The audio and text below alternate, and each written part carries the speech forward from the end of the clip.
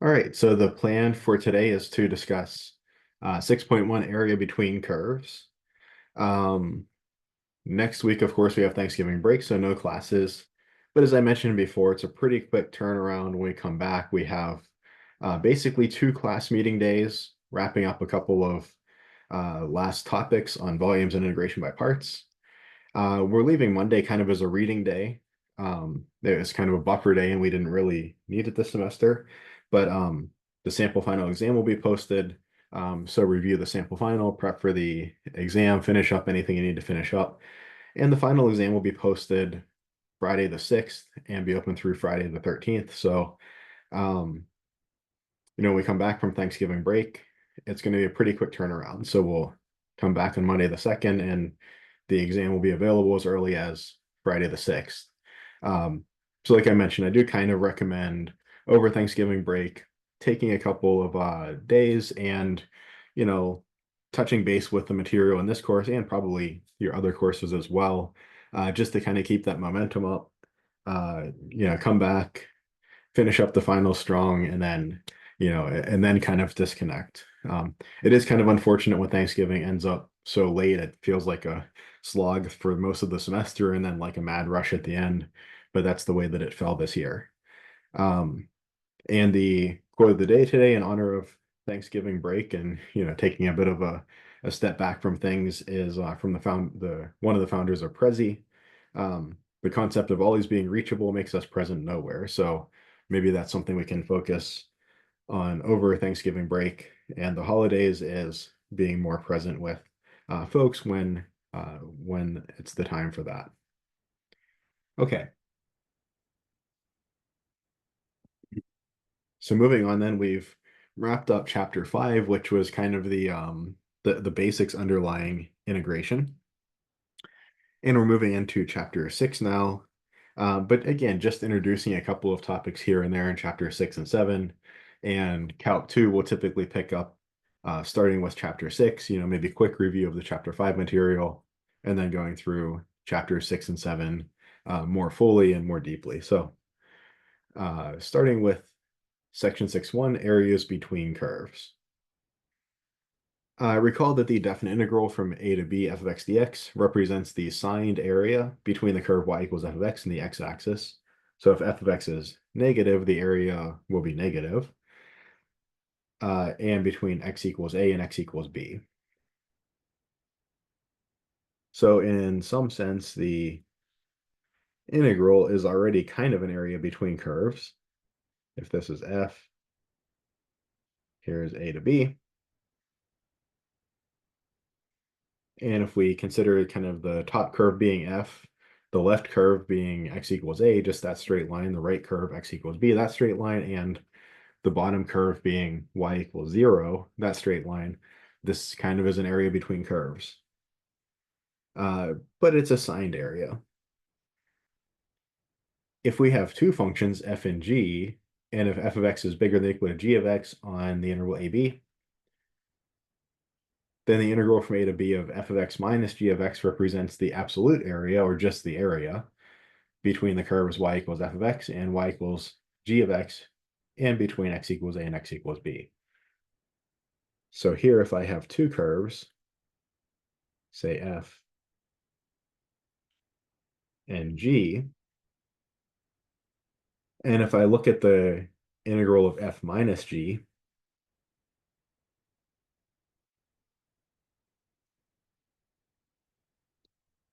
well, that's computing this area. So a couple notes. If f of x is non-negative and we choose g of x equals 0, well, that special case is just this previous statement. So we recover this previous statement in that special case. Secondly, we can look at the integral of the difference, and we know the integral is a linear operation, so that's the difference of the integrals. So I can interpret this picture as, here's f and g.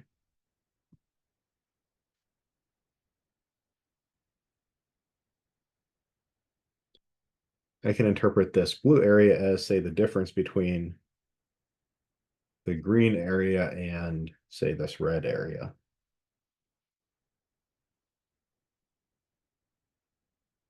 And the nice thing is, as long as, oh, I forgot to label my G, there's G.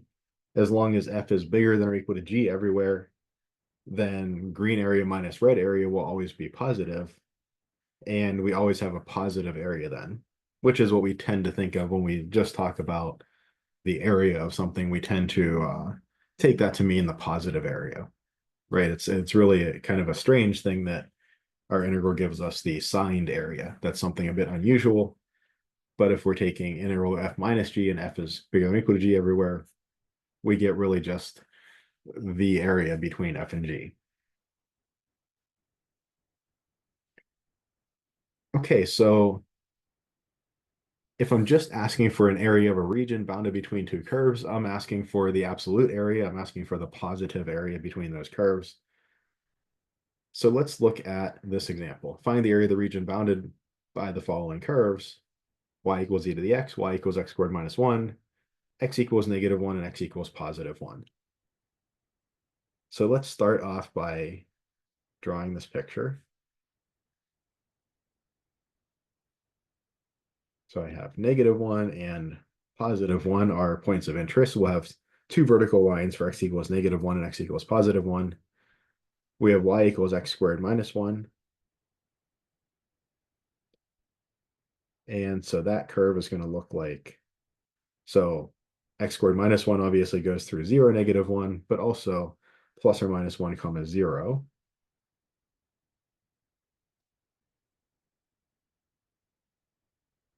And, this parabola does continue on to the left and right, but I think we kind of see that we are going to get cut off by our vertical lines, x equals 1 and x equals -1 on either side. So the blue function here is y equals x squared minus 1. We'll draw y equals e to the x in green. I know e to the 0 is 1. And let me write my 1 on the other side because where I put it is kind of in the way. E to the -1, 1 over e, that's like, say, 1/3. Maybe that's around there. And e to the +1 is e, or around 3, maybe something like that. I might move this one up a little bit just to make that curve look a little better. Okay.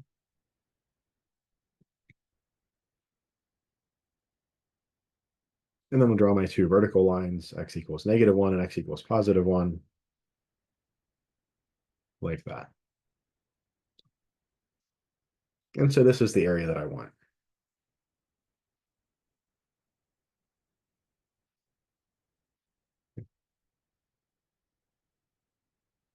Now I do see that if I call the green function f of x, and if I call the blue function g of x, I do note that f of x bigger than or equal to g of x on -1 to 1. So if I just take the integral of their difference, it's going to give me an area. I have to be a little bit careful because if I didn't have that, let me maybe come back up here. Come off to the side here. If I had, say,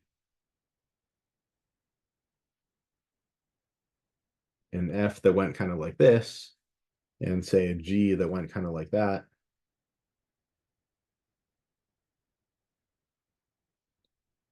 well, then the integral of f minus g, I would be looking at a positive area over here because f minus g would be positive, but I'd be looking at a negative area over here. So like this integral actually might turn out to be something like about 0 if the positive bit and the negative bit have the same magnitude and different signs. So I have to be careful about this, right? I'm looking for a reasonable, like, kind of geometric sense of an area here. So if I had a situation like this, I might say break it up into two pieces and integrate f minus g over here, integrate g minus f over there, and then add the two together to get something like an absolute area. But in this case, I don't need to worry about that. I see that because f is bigger or equal to g on -1 to 1, the integral -1 to 1 of f minus g is going to give me exactly what I want. The area, and everything is going to be a positive contribution to the area. Every little box, Riemann box, so to speak, is going to be a positive little chunk of area. I'm not going to have some kind of cancellation. So I want to integrate e to the x, subtract x squared minus 1. Let's not make any silly arithmetic mistakes here and forget to distribute the negative, or it's going to be integral minus 1 to 1, e to the x minus x squared plus 1 dx. Well, this is e to the x minus 1/3 x cubed plus x. I just need an antiderivative for the fundamental theorem of calc, so I'll stick with that one. Or this is going to be e to the 1 minus 1/3 plus 1. So evaluating this antiderivative at 1, subtract off the evaluation at -1, e to the minus 1, minus 1/3 times -1 cubed is a plus 1/3, and then plus a -1 is a minus 1.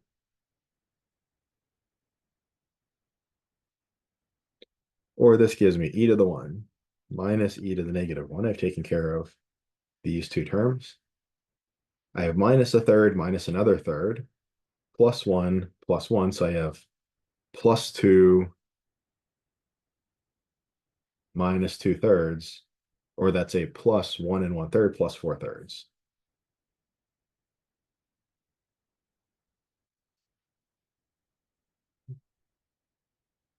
And that's my answer. That's the amount of area between these two curves. As kind of a little side note, just a kind of reasonability check. If I look at this box, this box, this box, and this box, those are all boxes of area 1. So, I mean, it seems like pretty reasonable that the area be something like about 4, right? I have a little extra area here, and I'm missing a little bit of area in these corners, but, an area roughly around 4 wouldn't seem unreasonable. E to the 1, that's about 2.7. E to the minus 1 is like, say, a third. So put those two together, these two are, say, about 3, and 4/3 is a little bigger than 1. My area is about 4. So it kind of passes, a reasonability check. It's in the ballpark of what I was expecting. Oops. Okay. So it makes sense. Seems reasonable. As kind of a side note, I might have mentioned this before in a previous class meeting, but I never remember when I say this or don't. There's a professor from somewhere like Harvard or MIT or one of these highbrow schools, and I think he taught like a mini course in this, but he also has a book, and the idea is street math, he calls it. And it's things like this. It's like, okay, I don't have a really good way to check my answer here, like the way that, if I have a function, I find its antiderivative, I have a really good way to check that. I differentiate the antiderivative and make sure I get the original function back. Or if I solve an equation and get an answer, I plug the answer back in, do some arithmetic, make sure that both sides balance. So sometimes I have really good ways to check my answer, but sometimes like this, I don't have a good way. I mean, I guess I could go back through and just like do the calculations all over again or something, or but that's not a very good way. So coming up with ways like this that you can check the reasonability of your answer, and if we're off by 0.1, or if this should be plus 5/3 instead of plus 4/3, we're probably not going to catch that. But if I made a big enough error, I'm probably going to catch it. So that's one of his points in street math, is like, being creative and finding ways to check yourself on problems where it's not easy to check yourself. That's a good test taking strategy, right? If you know, if you made a blunder somewhere along here and you got like e squared, well, like e squared is like, something like 10-ish. I mean, put e squared into here, you're going to get an answer that's something like 10-ish. That's definitely not the right answer, right?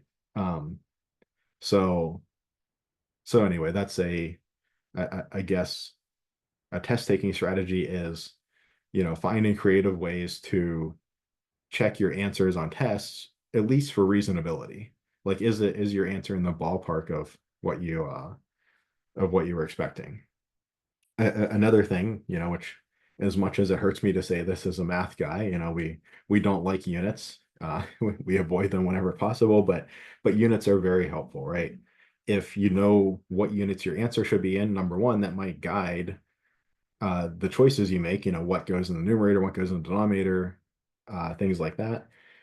And it gives you a way to check as well, right? We know that, like, if my integrand was measured in inches, so I have like, inches, the inches, my area would be in inches squared.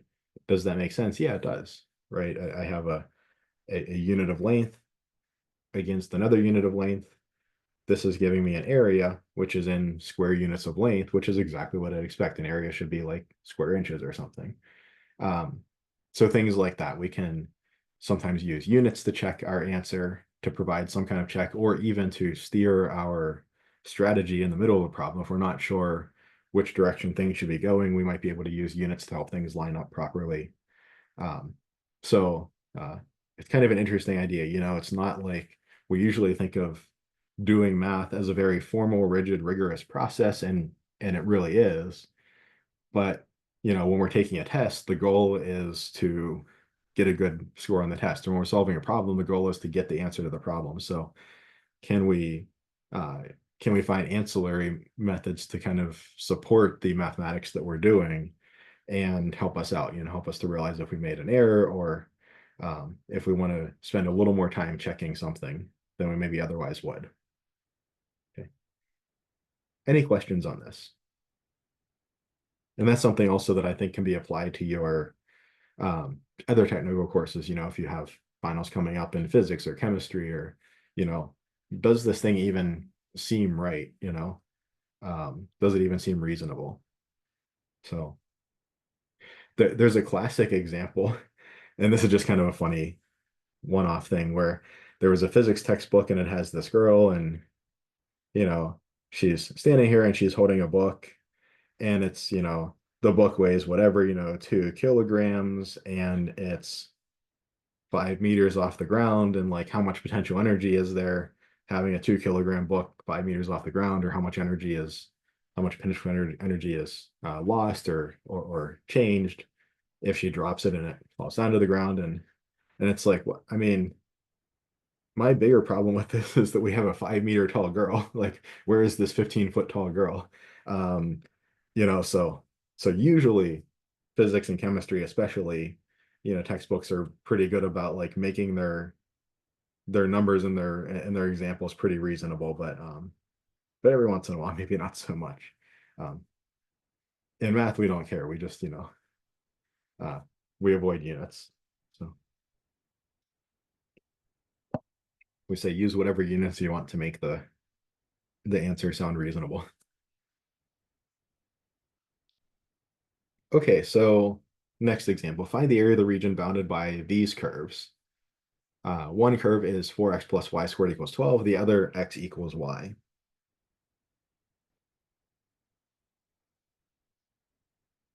So one thing that I see is 4x plus y squared equals 12. This is kind of like x equals negative 1/4 y squared plus 3, right? Yeah. So here's my x-axis, here's my y-axis.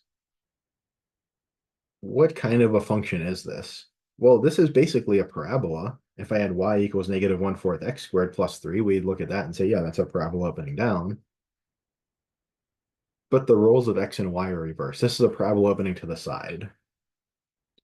When y is 0, x is 3. And, well, when x is 0, y is plus or minus root 12.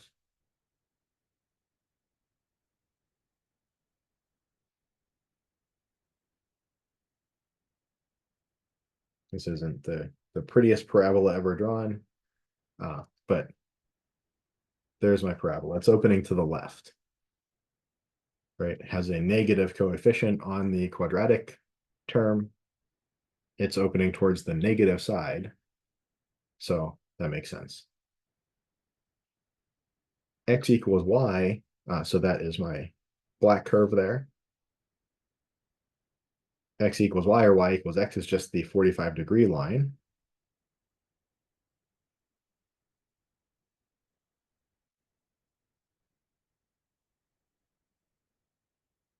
And I see I'm looking for this area.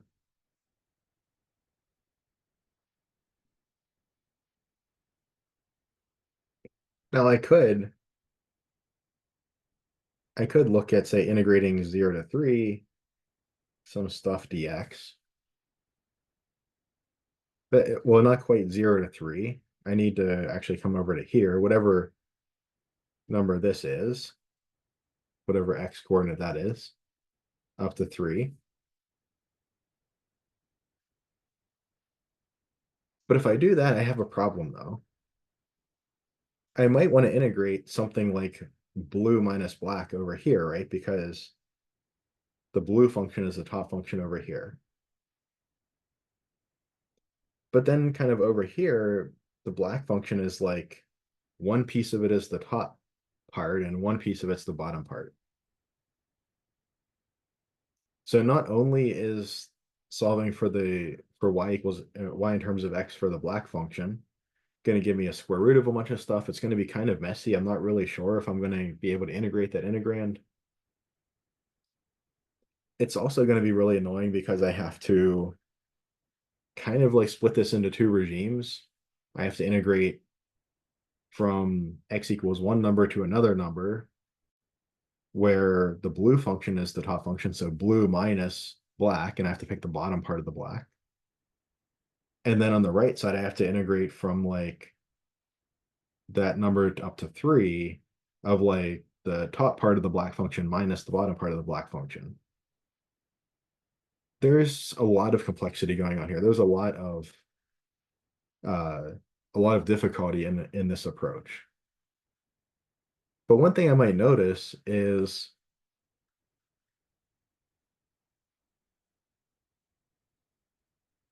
if I choose to integrate along x this way, I mean, that's one way to accumulate this area. I have a bunch of vertical Riemann boxes that I'm accumulating left to right. But there's nothing wrong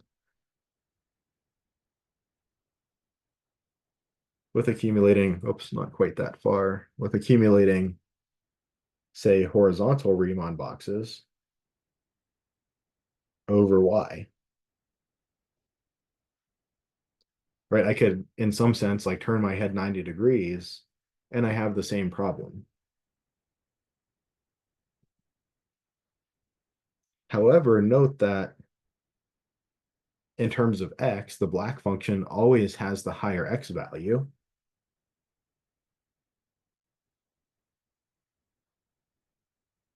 And the blue function always has the lower x value.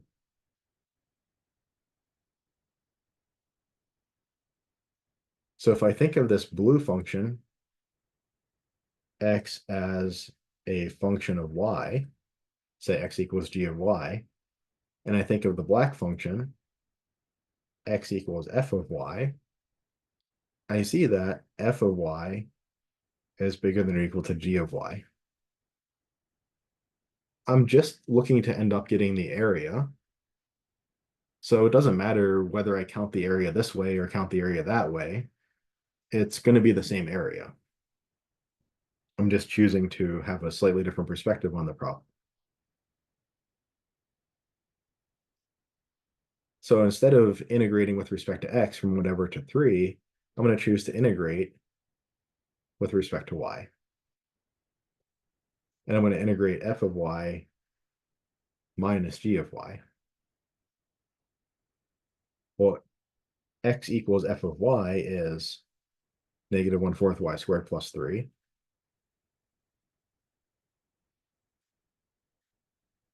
Minus g of y, that's just x equals y. So g of y is just y. Now I do need to know my lower and upper bounds for y. I do need to know the coordinates of these 2 points of intersection uh, that kind of set the boundaries of this area. I can't just integrate between whatever 2 numbers for y because I might be missing some area if I do that.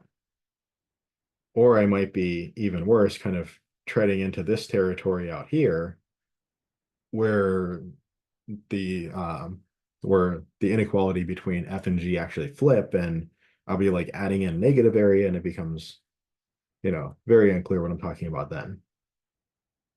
So I need to find these 2 points of intersection. Well, I do that by just setting f of y equals g of y and solving for y. So negative 1/4 y squared plus 3 equals y. Or I have what I can do 1/4 y squared plus y minus 3 equals 0. Maybe multiply by 4. Y squared plus 4y minus 12 equals 0. And I think this is y plus 6 times y minus 2 equals 0 equals 0. Y equals negative 6 or positive 2. So this y coordinate here is negative 6. And of course, since it's on the line x equals y, the x coordinate is also negative 6.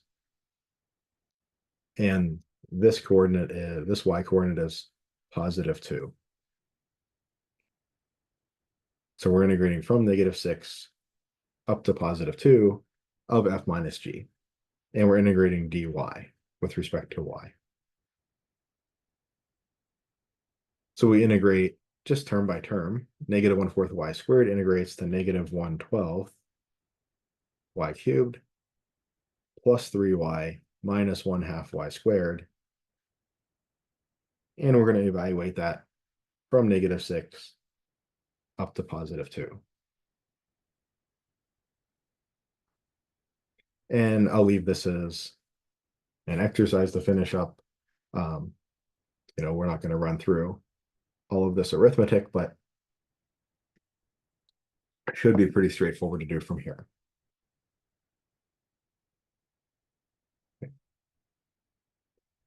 And kind of as an aside, if I know that this is negative 6 as well, I know that I've got an intersection here at negative square root of 12, or that's negative 2 square root of 3, or maybe somewhere in the ballpark of, negative 3.5 or so. I can maybe estimate the amount of area I have here.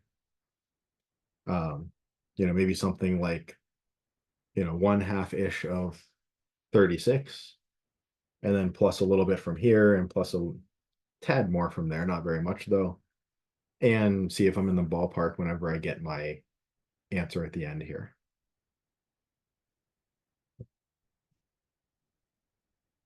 But when we're dealing with areas or volumes or, we can kind of count up our area either direction.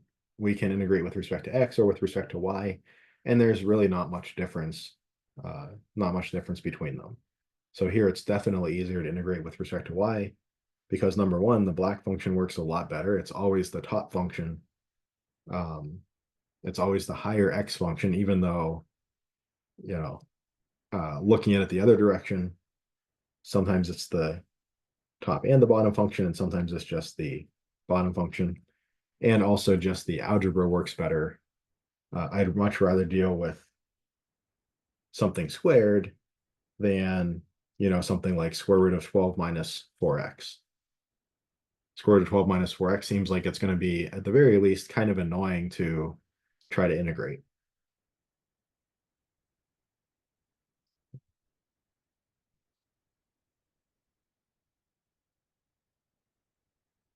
Okay, so let's take a look at this one. Find the area of the region bounded by these curves. X equals 4 minus y squared, y equals -1, and the y-axis.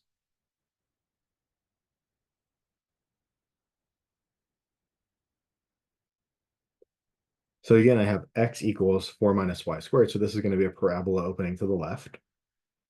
When y is 0, x is 4. And when y is plus or minus 2, x is 0.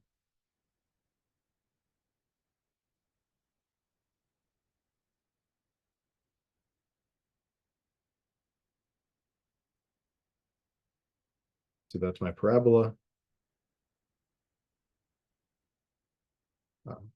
That is the flat curve. I'll label that. We have a blue curve, y equals -1.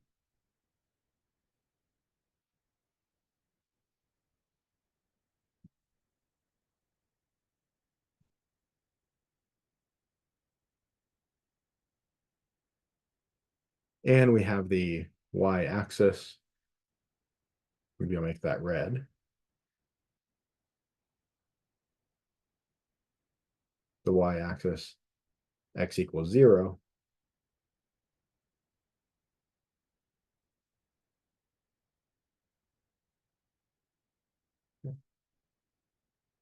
And I have, looks like, this region. I did kind of just realize this question is ambiguous. I've used this in the past. Did I make a mistake here? Maybe I just didn't notice this in the past. That this is a bit of an ambiguous question. So we'll talk about the top area here. Okay. Yeah, we could have also been talking about the bottom area here. I got this from some book. I'll have to look at where I got this from, and maybe I just copied it over wrong or missed something. But anyway, so we'll look for this area.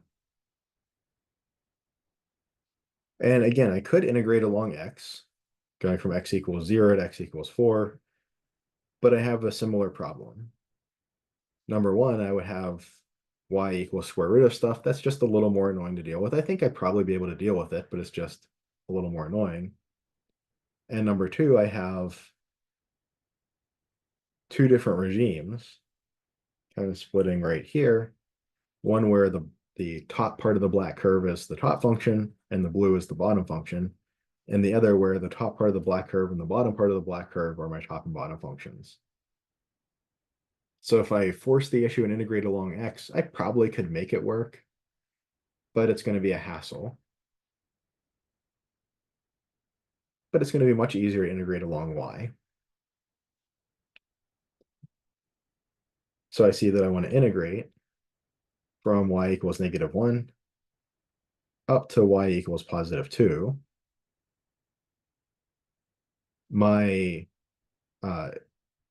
so I'm thinking of things like x equals f of y and x equals, oops, wrong color. Get my color coding right here. Let's go over to red. X equals g of y.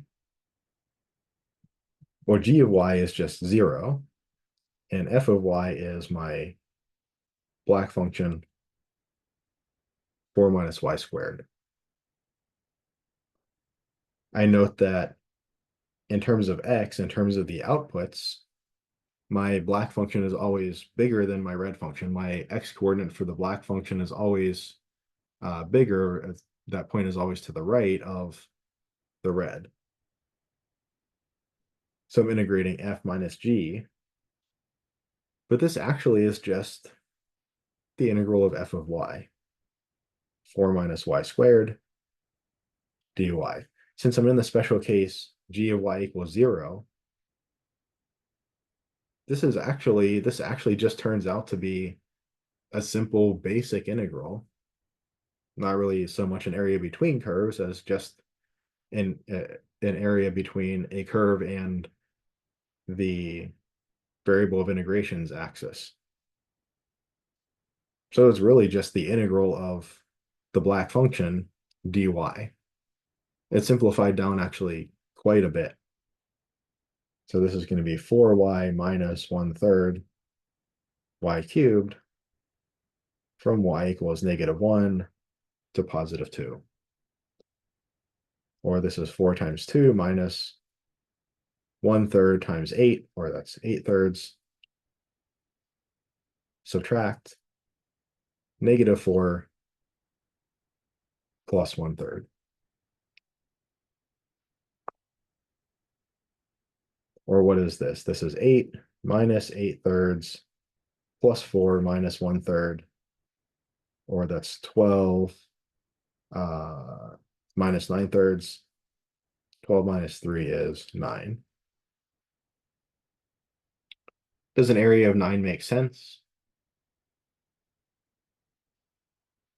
Well, if I look at this area,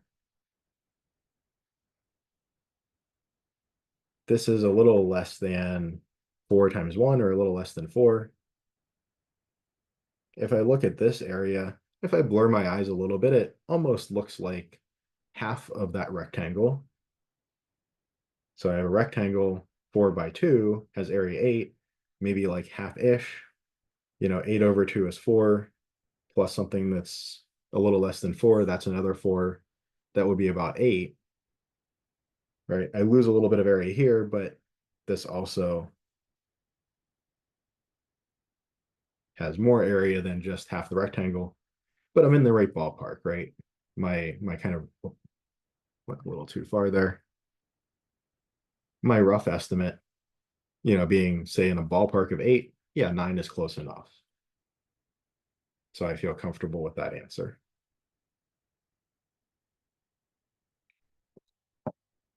Any questions on any of this?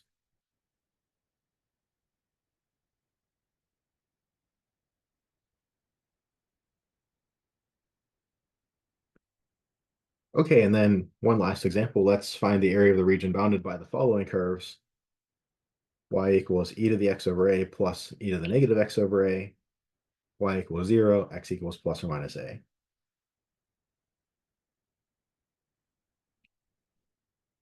So if I think, what does this sum look like?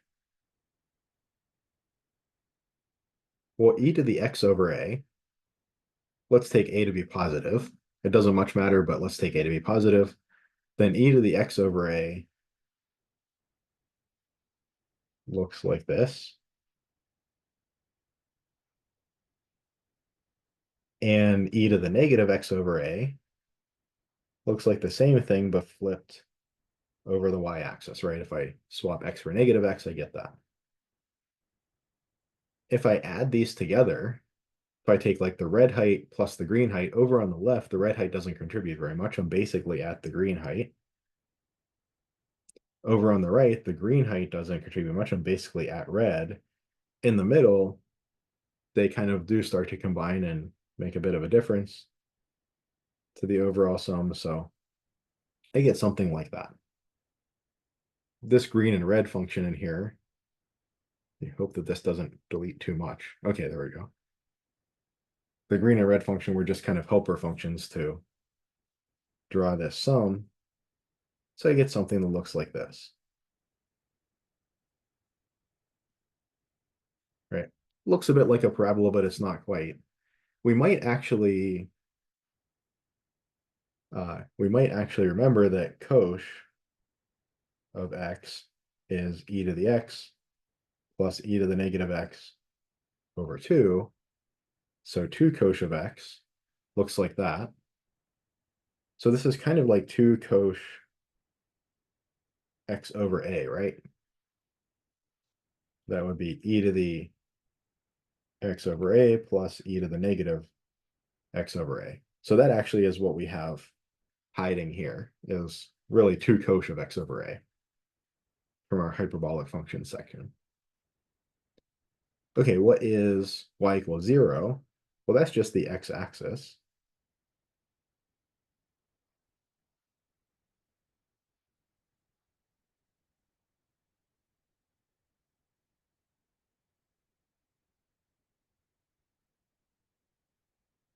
And then I have two other curves, x equals plus or minus a.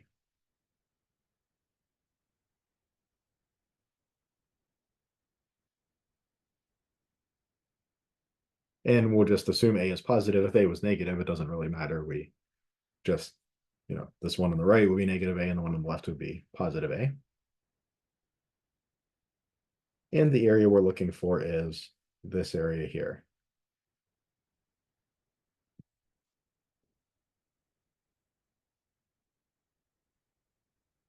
So I'm looking for integral negative a to a of f minus g. Well, that's black minus blue.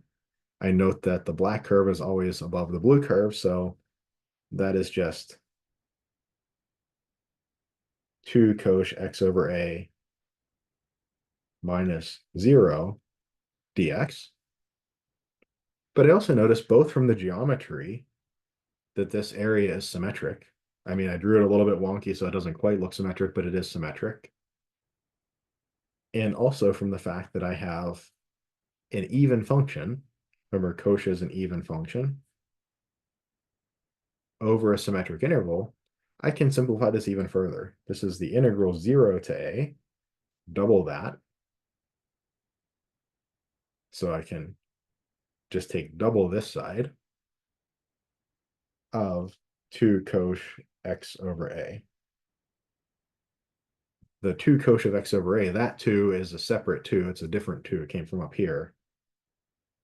That's not this 2, which came from doubling the area from 0 to a. So just be a little aware of that. Dx. Or this is going to be 4. And then if I want to integrate cosh of stuff, I could do a u substitution, but this is a pretty easy one. I think I can do this just by the kind of guess and check method. So I think an antiderivative of cosh of x over a is going to be kind of like sinh of x over a. Sinh of x over a differentiates to cosh of x over a times 1 over a. So I need an a out in front to correct for that. So now when I differentiate 4a sinh of x over a, I get 4a cosh of x over a times 1 over a. The a's go away, and I get 4 cosh x over a, exactly what I want. And then don't forget, this got me an antiderivative. This goes from x equals 0 to a.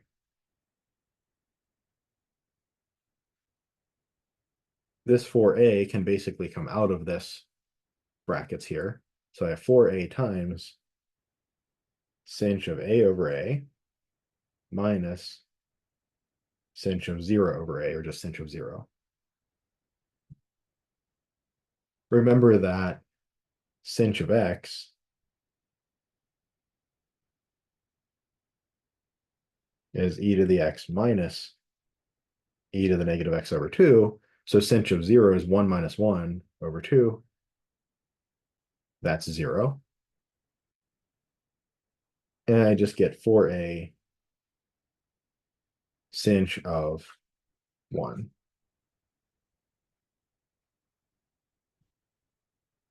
And I mean, it seems like sinh of 1 should simplify nicely, but it actually kind of doesn't. It's e to the 1 minus e to the minus 1. It's like e to the 1 minus 1 over e. Like e minus 1 over e, that doesn't really simplify super nicely. Maybe like e squared minus 1 all over e, but even that's not too nice. So I think just leaving it in this form would be probably the better approach here. So 4a times sinh of 1, our answer for this one. Now, one of the downsides of having parameters like this is, right, it makes it kind of hard to check your work. Maybe I could look at x equals 0 here. When x is 0, I have e to 0 plus e to 0, that's 1 plus 1 is 2, so this is like height 2. So I might look at this and say like, okay, well, this should be a little bigger than 2 times 2a or 4a, like 4a times sinh of 1, you know, e plus or e minus 1 over e. Um, you know, that seems like it's going to be bigger than 4a, right? Sinh of 1 is going to be bigger than 1. So, I mean, that kind of meshes, but I mean, that gives me a little bit, I suppose, but not a whole lot. So it's a little harder to come up with ways to check this whenever we have parameters like this. But I think also when we have parameters like this, that's when calculus is really valuable in the practical sense, right? I mean, a lot of the stuff we've been doing, practically speaking, you say, wait, well, couldn't I either get the answer or get an answer to whatever amount of accuracy I reasonably need just using a calculator or Excel or programming language or something like that? Why do I need to learn all of this? Well, I think one of the there's several answers to that, and I think there are several bad answers that people often give, and there are also several good answers. But one of the good answers is, well, when you want to understand how a model is working, and your models often have parameters to allow them to fit different scenarios, you can't graph e to the x over a plus e to the negative x over a on a calculator or using a programming language or something like that. So it's a little harder to see, where exactly, say, how a is involved in this calculation, or what the implications are of, say, changing the value of a. But we can see it a little more clearly here in this more general context. So I think that's one of the good answers is for modeling. We can't easily get these kind of answers on calculators or with programming or something like that. If we just need a numerical answer, okay, maybe carrying out the details of this integral, maybe your calculator could do that faster than I could. It could definitely do this one faster than I could. But setting up the integral, understanding why we want to set up the integral a certain way, understanding things like we want to set it up in a way where we make sure that top function minus bottom function is actually a sensible thing, right? And that we're not like if we just took blue minus black in the and integrated over x, like at some point we're kind of all the way over here and we're not really sure what we're even addressing anymore. So but I think this also highlights the use of calculus, that it's as easy for us to solve a problem like this as it is to solve a problem like this one up here where we got a number as an answer. So even though it is a little bit harder to check our answer down here and make sure that we're happy with our answer, it does pass one reasonability check that it's going to be bigger than 4a, than 2 times 2a, but so that's at least something. Any questions on this topic? So I think section 1 is a pretty gentle introduction to this chapter 6, this kind of applications of integration. When we come back, and I think it's a good place to leave off for break. When we come back, we'll talk about volumes in 6.2, maybe even touch on 6.3 a little bit. So 6.2 is finding volumes by the disk or wafer or washer method, and 6.3 is finding volumes by the shell method. So we'll definitely cover 6.2. We might touch on 6.3 depending on how time progresses. And Wednesday after Thanksgiving, we'll discuss integration by parts. And this is the integration technique that is kind of the counterpart to the derivative, the differentiation technique of the product rule. So that will be that'll be the last of our material. So if you're looking to read ahead or work ahead, take a look at these 2 sections. The homework for those 2 sections is also up. So if you really want to get a jump on things over Thanksgiving break, feel free to work ahead. Obviously, don't forget, final exam is the week of the 6th through the 13th. So don't like work so far ahead and then shut off your brain and forget to take the final exam. Don't do that. But yeah, so that is our plan for the next couple weeks. Let me shut off the recording.